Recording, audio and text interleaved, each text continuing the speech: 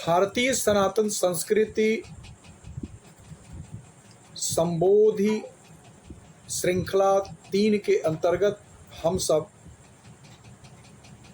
इसकी श्रृंखला संख्या 1 और श्रृंखला संख्या 2 के आगे की बातें करेंगे। श्रृंखला संख्या 1 और श्रृंखला संख्या 2 के अंतर्गत हम लोगों ने भूमिका और साथ ही साथ हमारे वेदों, उपनिषदों और अन्य वैदिक जो ग्रंथ रहे या सनातन धर्म की धाराएं, जिसे आज सिख, जैन, बौद्ध या हिंदू कहते हैं, उनकी मूल मान्यता अद्वैतवाद की चर्चा की गई। किस ब्रह्मांड में जितनी भी इकाइयां हैं, चाहे वो जड़ हो या चेतन हो, वह दो नहीं है, एक ही ब्रह्म की अभिव्यक्ति है। और ये संपूर्ण ब्रह्मांड जो ओम में मौ है, ओ मौ, उसमें जो मौ है यानी जो बिंदु है, जो बिंदु वास्तव में ब्रह्मांड के शून्य आकार को प्रतीकात्मक रूप से व्यक्त करता है। और हमारे वेद इस शून्य आकार से ही इस संपूर्ण ब्रह्मांड की या ब्रह्मांड की अलग अलग इकाइयों की उत्पत्ति मानते हैं और इस शून्य को परम चेतना का स्रोत मानते हैं और इसे ओम में मौ के रूप में यानी समस्त ब्रह्मांड की समस्त इकाइयों की मौ यानी मां के रूप में चित्रित किया गया है। और ये शून्याकार है। ओम में जो ओ है, ओ, ये एक्चुअली रिगार्डिंग द होता है, रिगार्डिंग द जैसा होता है।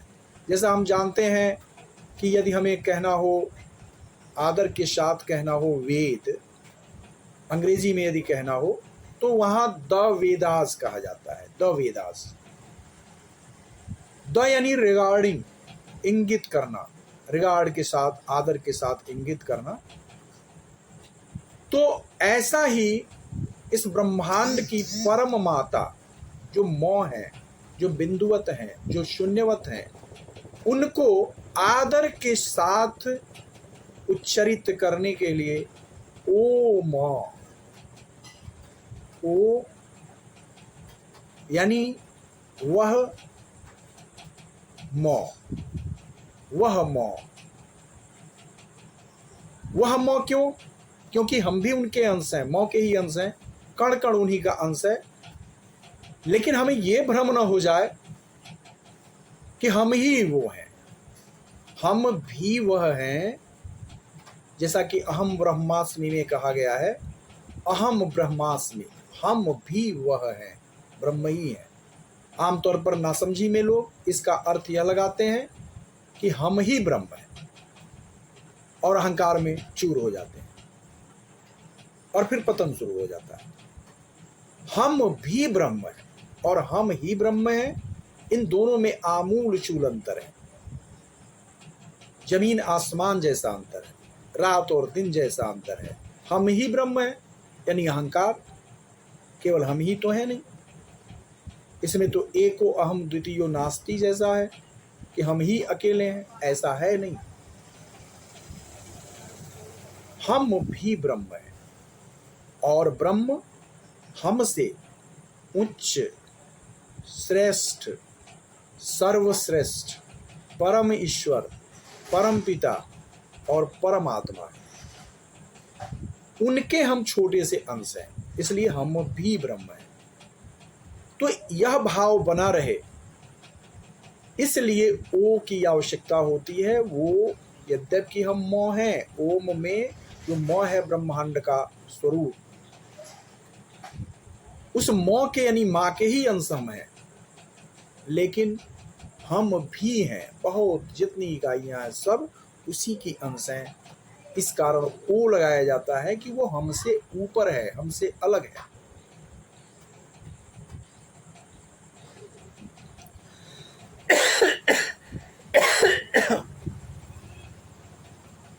ऐसी स्थिति में यह संपूर्ण ब्रह्मांड जो शून्याकार है और उसी में समस्त दैवीय शक्तियां, समस्त मानव, समस्त जीवधारी, जड़ और चेतन, रत्न, अनाज, सब कुछ एक दूसरे से गूंथे हुए परस्पर अन्वित होकर स्थित है। और हम जितना समझ सकते हैं वो उससे भी आगे है। सूरज, चांद, ग्रह, नक्षत्र, तारे, 33 कोट यानी 33 प्रकार के देवता, जो 12 आदित्य, 11 रुद्र, 8 वसु, प्रजापिता और वसटकार या अश्विनी कुमार के रूप में माने जाते हैं, ये सब कुछ उन्हीं का अंश है, उन्हीं का अंग है। और ये सब कुछ जब इकट्ठा होता है तब जाकर इनके समन्वय का रूप है। और जितना हम समझ सकते हैं वह उससे भी बहुत आगे है। कुल मिलाकर शून्याकार है। तो इस कारण चूंकि वह हम भी हैं लेकिन वो हमसे ऊपर है, इसलिए आदर करने के लिए ओम ओम कहा जाता है। तो पिछले श्रृंखलाओं में हम लोगों ने ये देखा कि कण कण ब्रह्ममय है। तो ऐसी स्थिति में ऊंच नीच की मान्यता का कोई स्थान सनातन धर्म में नहीं है। जाति हो सकती है कुल के रूप में, कुल और वंश के रूप में, लेकिन जाति पाति कि फला छोटी जाति फला बड़ी जाति, ये पूरी तरह अवैदिक है, गैर सनातनी है। और वैदेशिक जो अपसंस्कृतियां भारत में आक्रमणकारी के रूप में आई, उनके यहाँ जो भेदभाव हैं, गुलाम, हबसी, स्लेब्स आदि इत्यादि के, उनके प्रभाव में यहाँ तब पनपी जबकि हमारे गुरुकुल उन बाह्य आक्रमणकारी अपसंस्कृतियों के लूट मार करने वाले लोगों के द्वारा तोड़ दिए गए और विश्वविख्यात हमारे विश्वविद्यालय नालंदा और तक्षशिला जैसे तोड़ दिए गए और हमारी संस्कृति को नष्ट करने के प्रयत्न किए गए। और जब शिक्षालय हमारे नष्ट हो गए तो शिक्षा का स्तर स्वाभाविक है कम हो जाएगा। लगभग 700 सालों के षड्यंत्र के बावजूद हमारा ज्ञान पूरी तरह नहीं मिटा, लेकिन कुछ चीजें हुई कि जिन गुरुकुलों में वर्ण प्रदान किए जाते थे योग्यता और कर्म के आधार पर, जब वो गुरुकुल तोड़ दिए गए तो जो जहां था वही रह गया। कहने का अर्थ कि वर्ण व्यवस्था वास्तव में वर्ण की व्यवस्था थी। ग्रंथों में इसे वर्ण की व्यवस्था यानी चुनाव की व्यवस्था बनाया गया था। ये जन्म से नहीं मिलती थी। बच्चा जब गुरुकुल में जाता था तो वह वर्ण करता था, जैसा कि आजकल विद्यालयों महाविद्यालयों में बच्चा वर्ण करता है कि हम इंजीनियर बनेंगे, कि डॉक्टर बनेंगे, कि क्लर्क बनेंगे, कि शिक्षक बनेंगे आदि इत्यादि चीज़ें। तो बच्चा अपनी योग्यता और प्रतिभा के आधार पर तय करता था। इसमें पिता कौन वर्ण के थे यह निर्भर नहीं था। किसी भी वर्ण के पिता की संतान किसी भी अन्य वर्ण का सदस्य बनने की इच्छा रख सकती थी। फिर केवल इच्छा से तो होता नहीं है, प्रत्येक व्यक्ति को योग्यता प्राप्त करनी होती थी गुरुकुल में, और गुरुकुल फिर उन योग्यताओं का परीक्षण करके उस व्यक्ति को जिस वर्ण की उसकी योग्यता रहती थी वह वर्ण प्रदान करते थे। चूंकि ये वर्ण पर आधारित व्यवस्था थी इस कारण वर्ण व्यवस्था कहलाती थी। व्यक्ति अपने जीवन में भी अपना वर्ण बदल सकता था। विश्वामित्र जी के उदाहरण से बढ़िया उदाहरण क्या होगा। सभी लोग जानते हैं कि विश्वामित्र जी क्षत्रिय कुल में पैदा हुए थे, क्षत्रिय वर्ण में पैदा हुए थे, और एक परिस्थिति वशिष्ठ जी के साथ उनकी बनी जिसमें विश्वामित्र जी को लगा कि धिक बलम क्षत्रिय बलम, और ब्राह्मण का बल सर्वश्रेष्ठ है। तो वो निराश नहीं हुए कि वशिष्ठ जी ब्राह्मण हैं और हम क्षत्रिय हैं तो हम क्षत्रिय ही रह जाएंगे और वो ब्राह्मण हैं। अगर ब्राह्मण बल श्रेष्ठ है तो हम ब्राह्मण बन जाएंगे, हम तपस्या करेंगे, हम साधना करेंगे, ज्ञान प्राप्त करेंगे, योग्यता प्राप्त करेंगे, परीक्षा देंगे, परीक्षा में सफल होते होते हम ब्राह्मण बन जाएंगे। फिर इस मार्ग को उन्होंने चुना निरंतर ध्यान साधना शिक्षा और तपस्या के बल पर अपनी क्षमताओं को, आध्यात्मिक क्षमताओं को, चरित्र की क्षमताओं को बढ़ाते गए। अनेक परीक्षाओं में असफल होते फिर अपनी योग्यता को बढ़ाते हुए क्रमशः विभिन्न चरणों को पार करने के बाद ब्राह्मण बन गए। वाल्मीकि जी रत्नाकर के रूप में एक ऐसे परिवार में जन्मे थे जो ब्राह्मणेतर था, किंतु जब उन्होंने भी तय किया कि मैं ब्राह्मण बन जाऊंगा तो फिर उन्होंने राम राम, सप्तर्षिगण ने कहा बेटा राम राम शुरू करो। ये कौन राम है? जो कण कण में व्याप्त है। क्योंकि अभी तो पूज्य श्री रामचंद्र जी का जन्म नहीं हुआ था, दशरथ पुत्र श्री रामचंद्र जी का, जो आदरणीय है, महाआदरणीय है, परम आदरणीय है, भारत के नायकों में से एक है। अभी उनका जन्म नहीं हुआ था तो सप्तर्षिगण ने रत्नाकर, बालक रत्नाकर को यह प्रेरणा दी कि बेटा राम राम कहो जो कण कण में व्याप्त हैं। तो उन्होंने राम राम भी कहना चाहा तो राम राम आता नहीं था, तो फिर सप्तर्षिगण ने उन्हें कहा कि बेटा मरा मरा से शुरू करो। तो फिर मरा मरा मरा मराम करते करते राम जो शुरू हुआ, वहाँ से उन्होंने शुरू करके और निरंतर योग्यताएं पाई और फिर ब्राह्मण की उपाधि पाई। जब ब्राह्मण की योग्यता पाली तब से उन्हें ब्राह्मण कहा जाने लगा। बहुत सारे लोग इसमें कुतर्क करते हैं, जो अपनी थोती बुद्धि के माध्यम से इस झूठ को, हास्यास्पद बात को स्थापित रखना चाहते हैं कि जन्म से ही ब्राह्मण होता है, क्षत्रिय वैश्य शूद्र होता है। तो इसकी व्याख्या गलत करते हैं। वो कहते हैं कि उन्हें ब्राह्मण कहा गया है। ब्राह्मण उन्हें तब कहा गया है जब उन्होंने ब्राह्मण की उपाधि प्राप्त कर ली। जन्म से वह ब्राह्मणेतर जाति में पैदा हुए थे, जिसे आज भी वाल्मीकि कहते हैं, और डोम जाति, कुछ हिस्सों में डोम जाति कहते हैं और बाकी हिस्सों में सीधे वाल्मीकि भी कहते हैं। आजकल वो जाति अनुसूचित जाति में परिगणित है। गुलामी के दौर में, भारत के संकट काल में 700 साल का जो रहा पड़ा विदेशी अपसंस्कृत वालों के आक्रमण के दौरान, उस दौरान इनके अधिकार और संपत्तियां छीन कर वंचित कर दिए गए और आजकल ये वंचित हैं अधिकांश, लेकिन काफ़ी सशक्त हो रहे हैं और समय आने के साथ ये पूर्णतः अपने पुराने सशक्त रूप में आ जाएंगे। तो ऐसे परिवार में उनका जन्म हुआ था, लेकिन योग्यता प्राप्त करने के बाद वो ब्राह्मण बन गए। वेदव्यास जी तो साक्षात निषादनी माता के पुत्र हैं। उनकी माता नाव भी चलाती थी, उनकी माता जी मछली का व्यवसाय भी करती थी। उनका एक नाम भी मत्स्य गंधा था। उनके शरीर से मछली की गंध भी आती थी। और ऐसी माता का बेटा योग्य और विद्वान बनने के बाद वेदव्यास के रूप में ब्राह्मणों में, सर्वश्रेष्ठ ब्राह्मणों में उनकी गिनती हुई और उन्होंने ही महाभारत लिखा, उन्होंने ही पुराण लिखा, 18 पुराण। और वेद जो उस समय तक मौखिक परंपरा से कंठस्थ करके पीढ़ी दर पीढ़ी आगे बढ़ाए जाते थे, उन वेदों का संग्रह भी उन्होंने किया।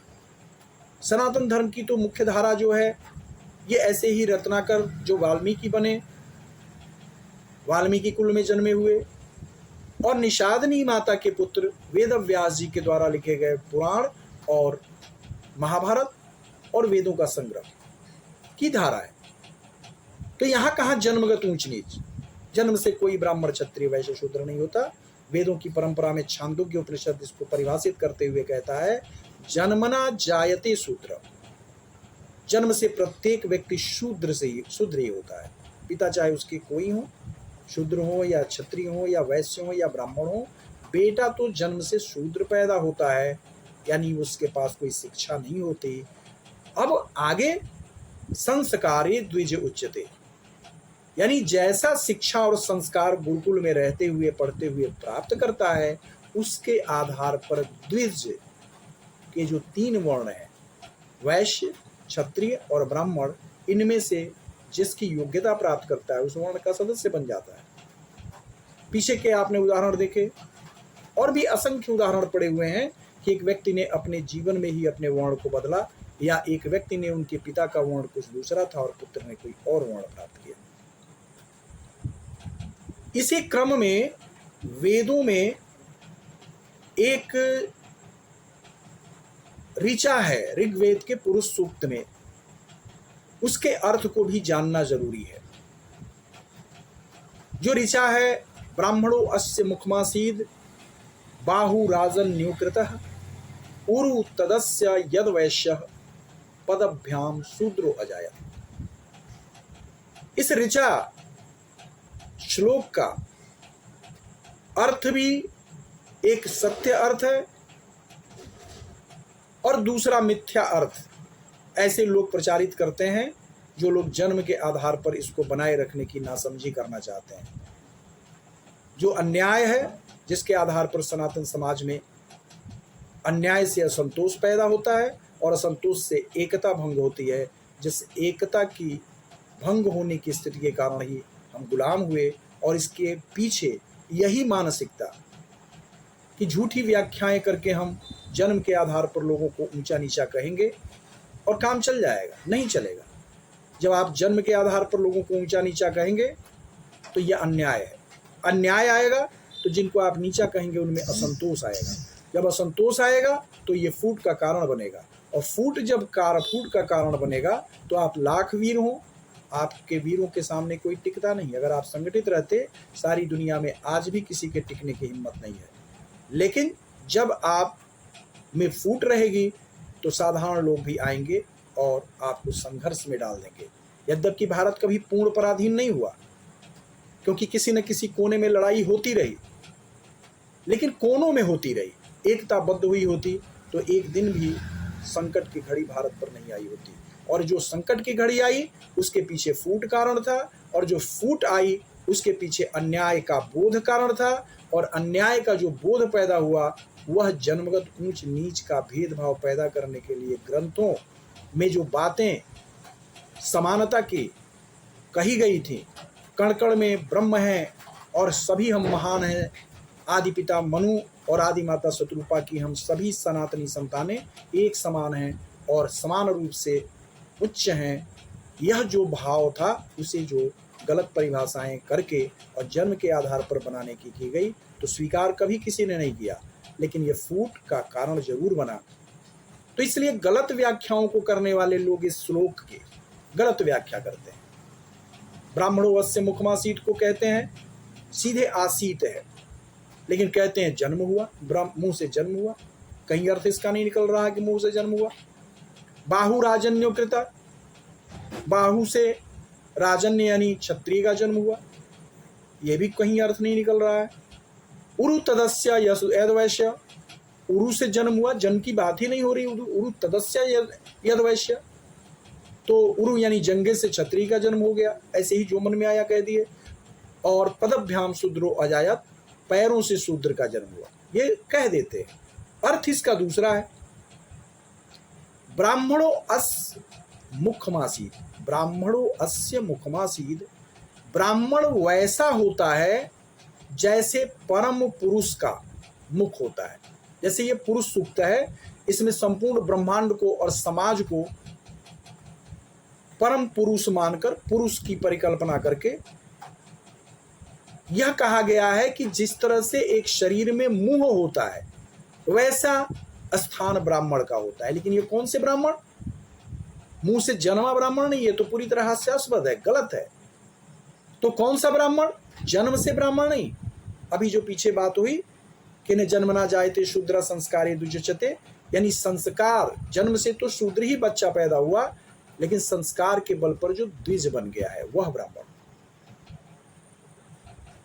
तो उसका स्थान जब ब्राह्मण बन गया, योग्य है, वास्तव में जन्म के आधार पर नहीं बना, किसी भी वर्ण के पिता की संतान योग्यता पाकर ब्राह्मण बन गई, तो उसका स्थान समाज में वह होगा जैसा कि शरीर में मुख का, सिर का होता है। ब्राह्मणो अस्य मुखमासीत, ये भाव है। बाहु राजन्यो कृतः, उस परम पुरुष, समाज रूपी परम पुरुष के बाहु का निर्माण राजन्य लोग करते हैं। जो राजकाज चलाते हैं, समाज में सुव्यवस्था स्थापित करते हैं, उन्हें राजन्य कहते हैं, क्षत्रिय कह सकते हैं। तो वो परम पुरुष, समाज रूपी परम पुरुष की भुजाओं का निर्माण करते हैं, न कि भुजाओं से जन्म पाते हैं। यह हास्यास्पद है, कुछ लोग व्याख्या करना चाहते हैं, मनमानी व्याख्या। वो भुजाओं जैसे होते हैं, न कि भुजाओं से जन्मे हैं। भुजाओं से जन्मे हैं तो जन्म के आधार पर हो गए, लेकिन ऐसा नहीं। वो योग्यताओं के आधार पर जब राजन्य बनते हैं, क्षत्रिय की योग्यताएं पाते हैं, तो वो परम पुरुष, जो समाज रूपी परम पुरुष है, उसकी भुजाओं का कार्य करते हैं। उरु तदस्य यद्वैश्य, उरु वैसा है जैसा वैश्य होते हैं, यानी परम पुरुष का जो जंघा है, यानी कर्मठता है, वो वैश्यों के द्वारा निर्धारित होती है।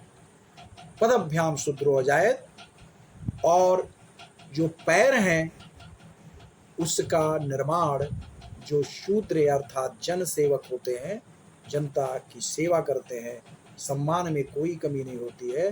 कोई भी अंग कम महत्वपूर्ण शरीर का नहीं होता है। और नहीं तो यदि किसी का जो कहे कि पैर कम महत्व का होता है, वो अपने पैर को काट के फेंक दे, और कहे कि वो कम महत्व का होता है तो काट के फेंक देंगे, उसका सम्मान नहीं करेंगे। फोड़ा हो तो उसका इलाज न करें, तब कहा जाएगा कि उसका महत्व कम होता है। सभी अंगों का समान महत्व होता है। एक स्वस्थ मनुष्य अपने सभी अंगों का समान सम्मान करता है। तो इसलिए सबका सम्मान समान है, ब्राह्मण, क्षत्रिय, वैश्य, शूद्र। और उसमें भी तब, जबकि ये जन्म पर आधारित है ही नहीं, तो शूद्र का बेटा भी योग्यता प्राप्त करके ब्राह्मण बन सकता है, वैश्य का बेटा भी क्षत्रिय बन सकता है, क्षत्रिय का बेटा भी ब्राह्मण बन सकता है। और इनमें से किसी का बेटा भी अयोग्य अगर होगा, संतान इसकी अयोग्य होगी, तो वो शूद्र बन सकती है, वैश्य बन सकती है, क्षत्रिय बन सकती है, ब्राह्मण बन सकती है। योग्यता के आधार पर बनना है, यानी इसमें कोई अन्याय नहीं है, कोई भेदभाव नहीं है, कोई कम नहीं है, कोई बड़ा नहीं है। और वेदों की वह मान्यता कि सर्व खलविदम ब्रह्म, यानी सब कुछ ब्रह्ममय है, वो मेंटेन रहती है।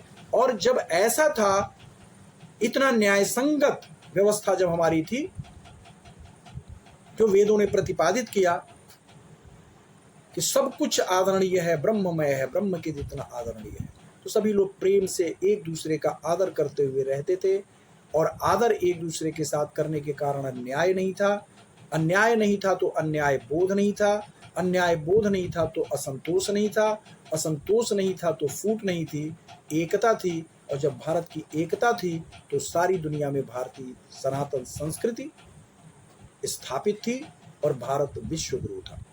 अगर हमें पुनः अपने भारत को दुर्दशाओं से निकालना है, जो जिसके मुख्य कारण जन्म आधारित भेदभाव से पैदा असंतोष, असंतोष से पैदा फूट, और फूट से हमारी कमजोरी रही है, तो अगर हमें इन दुर्दशाओं को ठीक करना है, तो पुनः हमें अपने आदर्श वैदिक साहित्य में जो आधुनिक सामाजिक व्यवस्था में, जैसे प्रथम श्रेणी कर्मचारी, द्वितीय श्रेणी कर्मचारी, तृतीय श्रेणी कर्मचारी और चतुर्थ श्रेणी कर्मचारी हैं, जिसमें चतुर्थ श्रेणी कर्मचारी का बच्चा भी योग्यता पाकर प्रथम श्रेणी का बन सकता है, या द्वितीय श्रेणी, तृतीय श्रेणी, और किसी का बच्चा, किसी श्रेणी कर्मचारी का बच्चा किसी श्रेणी का कर्मचारी बन सकता है। और एक व्यक्ति अपने जीवन में ही शुरुआत किसी एक श्रेणी से करके, चतुर्थ श्रेणी से भी करके, अपने ही जीवन में वो प्रथम श्रेणी पर पहुंच सकता है। ठीक ऐसी ही न्याय संगत व्यवस्था थी वर्ण व्यवस्था। इतने महान हमारे वैज्ञानिक, आध्यात्मिक वैज्ञानिक ऋषिगण के द्वारा स्थापित इस व्यवस्था को कुछ लोगों ने अपने लोभ में, अपनी नासमझी में, अपनी जिद में और अपने अन्याय की मानसिकता में गुमराह कर दिया। और उनका भी दोष नहीं है। वास्तव में वैदेशिक आक्रमण जब हुए तो अपसंस्कृतियों के लोग ही आक्रमण करते हैं, बुरी संस्कृतियों के लोग ही आक्रमण करते हैं।